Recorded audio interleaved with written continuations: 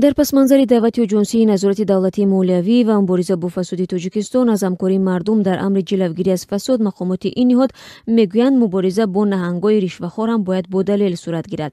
یک مقام جنسی در صحبت با رادیو زودی ایده‌ها درباره بازداشت تنها ماهیچه‌های رشوهخوار را بی‌اساس نامید و گفت اگر شکایت از نهنگ‌ها هم رسد بلافاصله در پی تحقیقش می‌شوند.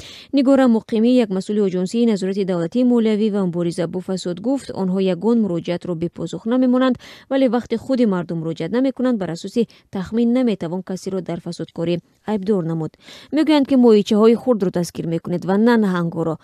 از پورا گرفتن آنها آگاه هستند، خودشان رول مهم می‌بازند، لیکن باز پنهان کرده میگویند که نهنگ همان نهنگ کی است. نهنگ‌ها را اول معین کنند که کی است نهنگ، میگوید نگار مقیمова. آژانسی نظارت دولتی مالیه و مبارزه با فساد گفت تلاش دارد به مقامات جامعه شهروندی راه‌های مبارزه با فساد را نشان دهد. به قول مسئولین در سلسله وخوری‌ها به مقامات و جامعه شهروندی با آنها شهر میدهند که رشوه‌خواری و تمجیدی و فساد چی است و چگونه باید پیش روی آن را بگیرند.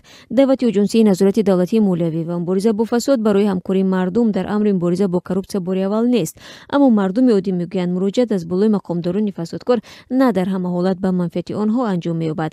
از جانب دیگر همصحبتان ما میگویند به دادن پاره در برخی حالت کار یک روزه ماه‌ها طول می‌کشد.